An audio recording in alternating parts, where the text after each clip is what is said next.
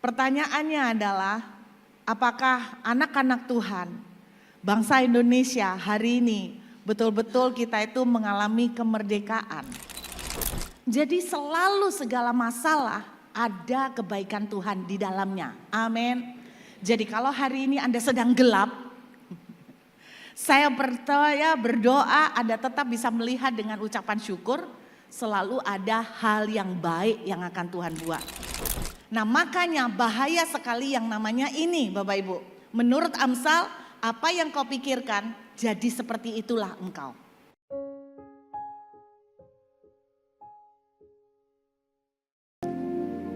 Kami datang menghadap-Mu pagi hari ini ya Tuhan. Kami percaya ada Tuhan di tengah-tengah kami. Melewati segala padang gurun, melewati segala lembah kekelaman. Kami tetap percaya kami tidak pernah ditinggalkan. Apapun yang sedang anak-anak-Mu hadapi hari-hari ini, kami mau hari ini kami boleh mendengar kebenaran firman-Mu dan kebenaran-Mu akan memerdekakan kami.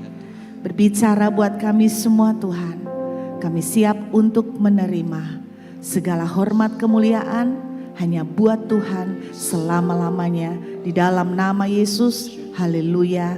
Amin. Puji Tuhan, silakan duduk Bapak Ibu Saudara semua yang dikasih Tuhan. Shalom Bapak Ibu. Apa kabar semuanya? Gereja GBI Shalom. Tadi saya tanya pada Bapak Gembala, kita udah berapa lama ya kita nggak ketemu, katanya 7 atau 8 tahun. Masa iya ya? Ternyata waktu tidak terasa begitu cepat ya. Sekarang mungkin Bapak Ibu sudah ada yang tahu juga dari YouTube. Jadi sekarang kami tinggal di Australia. Tapi puji Tuhannya nggak jauh dari Bali. Jadi di Perth cuman 3 jam setengah. 3 jam setengah dari Australia. Ya tidak pernah menyangka. Tapi saya percaya Roma 8 ayat 28, Allah turut bekerja dalam segala sesuatu. Amin. Mau itu buruk, mau itu baik, Tuhan ikut campur dalam hidup kita. Amin. Kita hari ini ngerayakan kemerdekaan bangsa kita. Dari tahun 45 berarti udah 80 tahun ya. 80 tahun kemerdekaan bangsa Indonesia.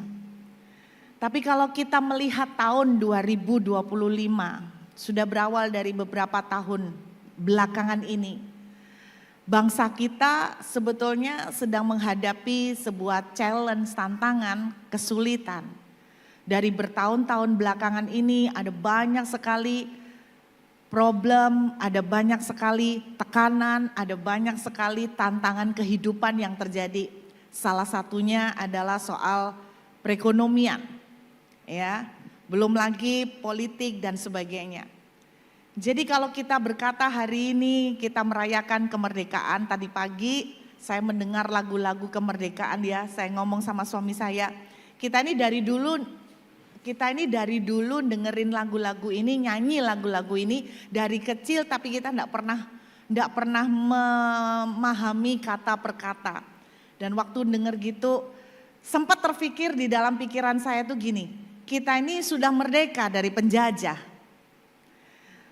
Pertanyaannya adalah, apakah anak-anak Tuhan, bangsa Indonesia hari ini betul-betul kita itu mengalami kemerdekaan? Ada begitu banyak, salah satunya aja soal ekonomi. Ada banyak tantangan. Beberapa bulan terakhir sangat banyak sekali DM, WhatsApp, yang konseling, konsultasi, rata-rata soal ekonomi. Ada yang di PHK, ada yang mengalami kemunduran drastis, ada keluarga bercerai. Kenapa? Ujung-ujungnya karena faktor ekonomi juga. Jadi saya melihat kita ini merdeka dari penjajah, tapi belum tentu kita masing-masing betul-betul hidup dan menikmati kemerdekaan.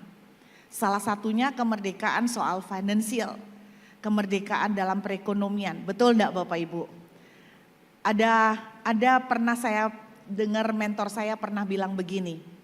Waktu orang Israel keluar dari perbudakan Mesir, ya kan? Waktu orang Israel keluar dari perbudakan Mesir, kelihatannya begitu dahsyat.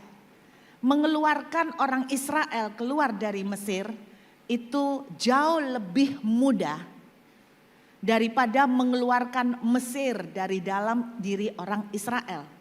Maksud saya tuh gini, mereka secara fisik bebas dari perbudakan Mesir, tetapi secara psikis mereka banyak yang masih belum merdeka.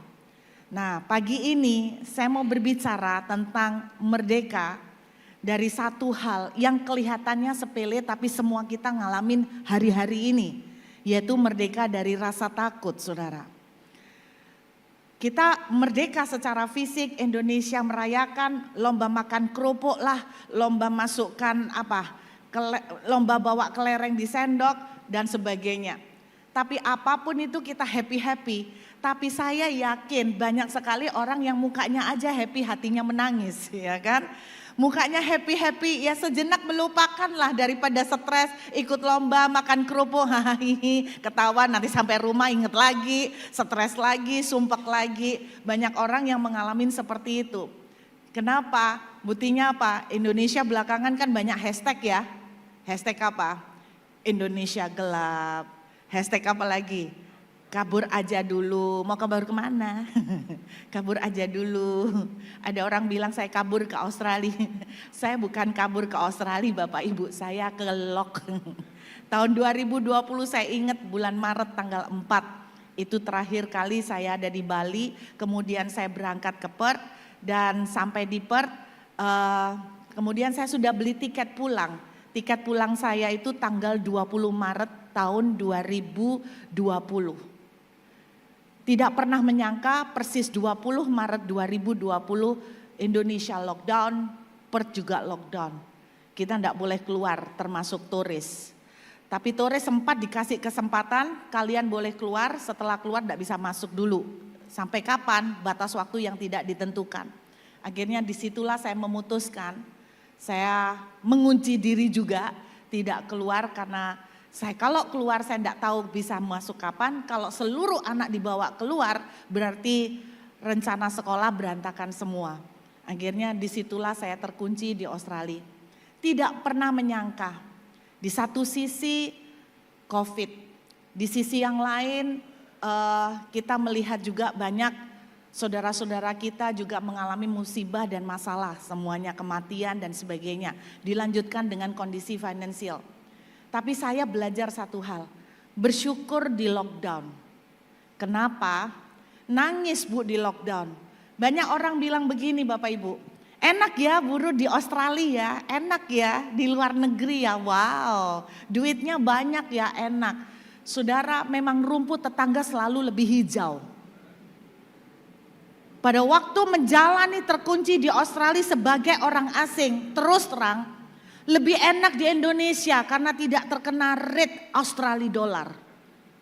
Jadi intinya kita mau makan 5.000 rupiah masih nemu, ya kan?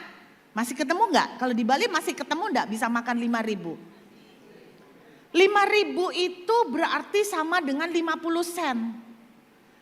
Australia 50 sen enggak dapat. Parkir aja $3.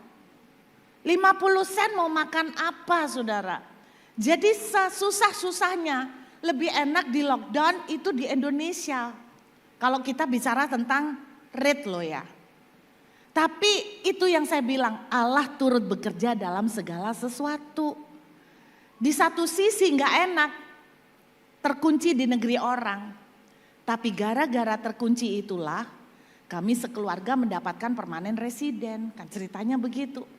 Jadi selalu segala masalah ada kebaikan Tuhan di dalamnya. Amin. Jadi kalau hari ini Anda sedang gelap, saya percaya berdoa Anda tetap bisa melihat dengan ucapan syukur. Selalu ada hal yang baik yang akan Tuhan buat. Jadi pagi ini saya mau sharing tentang yang namanya merdeka dari ketakutan. Kenapa? Saya tadi malam tergerak sekali untuk membagikan ini. Kenapa? Ini kelihatannya sepele tapi tiap hari kita kan takut, betul kan?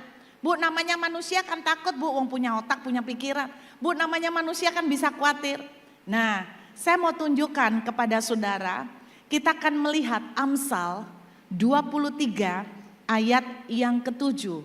Amsal 23 ayat yang ke-7. Ketakutan itu sebetulnya di mana sih Bapak Ibu terjadinya? Di sini atau di sini Bapak Ibu? Coba dirasakan. Kalau Anda takut, kalau Anda khawatir, sebetulnya di sini atau di sini? Di sini atau di sini?